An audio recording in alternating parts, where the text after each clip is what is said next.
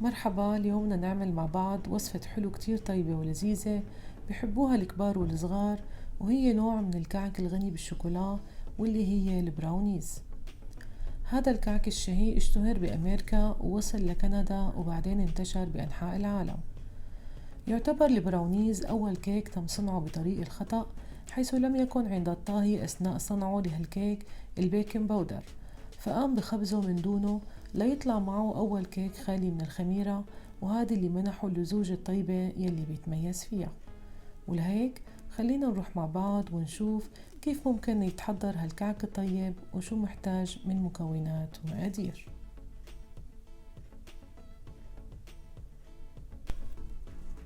محتاجين سكر، زبدة، بيض، طحين، فانيلا، كاكاو، وآخر شي شوكولات شيبس.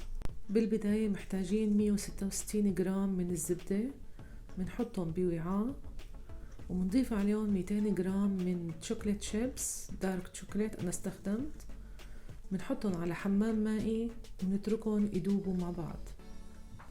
لتحضير خليط الكيك محتاجين بيض عدد 3 وصفارين.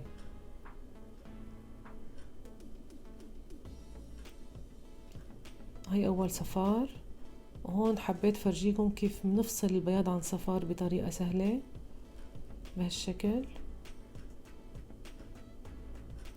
باستخدام هالمضرب بنباشر بخفق البيض ونضيف عليه بحدود 3/4 كوب سكر.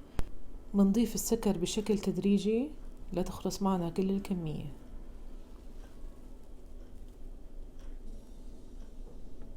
وبعدين بنضيف بحدود 3 معالق صغيرة من الفانيلا، ومنتابع الخفق لحتى نحصل على قوام كريمي مايل للبياض مثل ما شايفين. هلأ ملاحظين كيف دابت معنا الزبدة مع الشوكولا.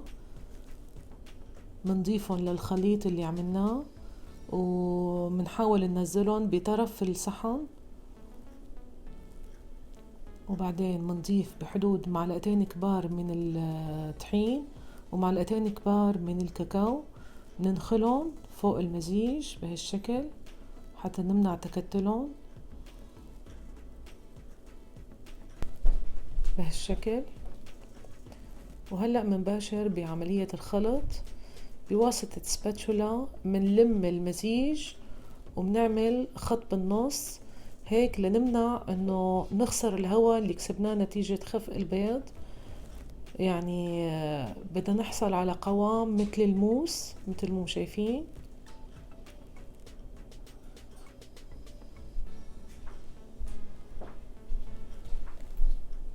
وهيك بيطلع معنا بالنهاية.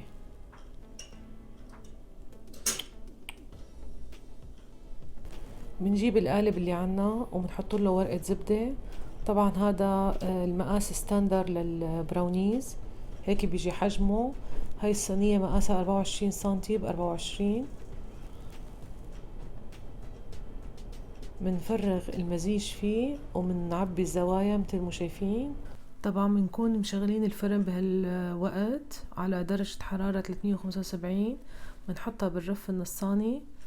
ممكن نحط رشة من شوكولات شيبس على الوش ومندخلهم بطرف السكين مثل ما شايفين. بنطرقها طرقتين مثل ما بنعمل قبل ما نخبز اي كيكة، وبنحطها بالفرن بين 25 و30 دقيقة. وهي شكلها بعد ما طلعت عن جد بتشهي وريحة البيت تعبت شوكولا. ولاحظوا هلأ كيف بكل سهولة منقيمة من القالب. منبلش نقطع فيها، طبعا بنتركها ترتاح 5 دقايق لأنها كتير بتكون طرية. ومنحاول ننظف السكين بعد كل مرة بنقطع فيها حتى نحصل على قطع نظيفة ومرتبة. منقطعهم لمربعات هيك عادة البراونيز تتقدم.